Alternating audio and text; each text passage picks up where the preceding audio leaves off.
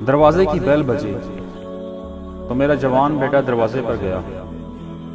ایک شخص پھٹے پرانے کپڑوں پر ملبوس دروازے پر کھڑا تھا۔ بیٹے کے پوچھنے پر وہ غریب بولا، صاحب کچھ کھانے کو ملے گا؟ میرے بیٹے نے اسے بری طرح دھتکار دیا اور کہا کہ جا محنت کر، کما کر کھا۔ بیٹے کے اس رویے سے مجھ بوڑھے کو 20 سال پہلے کی بات یاد آ گئی۔ اس دن میرے اسی بیٹے نے پہلا روزہ رکھنا تھا۔ وہ میرے پاس آیا تھا اور کہنے لگا، پاپا آج سحری میں کیا کھائیں گے؟ میرا اس کی معصومیت پر دل بھر آیا تھا۔ دل چاہا تھا کہ دنیا کی ہر نعمت اس کے آگے ڈھیر کر دوں۔ میں نے کہا، بیٹا جو کچھ بھی آپ کہو گے پاپا لا کر دیں گے۔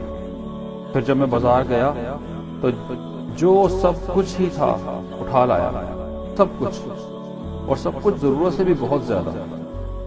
سحری میں چند قریبی دوست اور رشتہ دار مدعو تھے۔ بریانی، تری پائے، کھیر، سبھی کچھ تھا، اور پھیونیاں نہ ہوں تو آپ کو پتہ ہے سحری کا مزہ ہی نہیں آتا۔ شام کو جب روزہ کشائی ہوئی تو افطار کے وقت میں نے چند دوستوں اور رشتہ داروں کو بھی اس روزہ کشائی میں مدعو کر لیا تھا۔ بہت مزہ آیا، سب نے بہت تعریف کی، میں بھی بہت خوش تھا کہ چلو روزہ کشائی اچھی طرح ہو گئی۔ مگر آج اسی بیٹے کے غریب آدمی کے ساتھ رویے نے مجھے چونکا دیا۔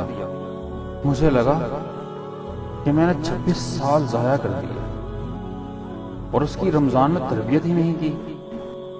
ہر رمضان میں نے اسے دنیا کی ہر نعمت تو لا کر دی، مگر یہ نہیں بتایا کہ روزہ تو بھوک کو برداشت کرنا سکھاتا ہے، اور ساتھ ساتھ بھوکے کی بھوک اور اس کی تکلیف کا احساس کرنا سکھاتا ہے۔ دوستو، ہم سب روزوں کو عام دنوں سے زیادہ کھانے کا موقع سمجھتے ہیں۔ سحری و افطار میں گھروں، ہوٹلوں اور ضیافت قدوں میں خوب دعوتیں اور ہر جگہ نعمتوں کی بے حرمتی، اور رمضان کے اصل پیغام یعنی صبر، شکر، بھوکے کا احترام سب بھول جاتے ہیں۔ اللہ تعالیٰ سے دعا ہے کہ اللہ تعالیٰ ہمیں اس رمضان میں رمضان کا احترام، اس کو منانے کا حوصلہ اور توفیق عطا فرمائے۔ آمین۔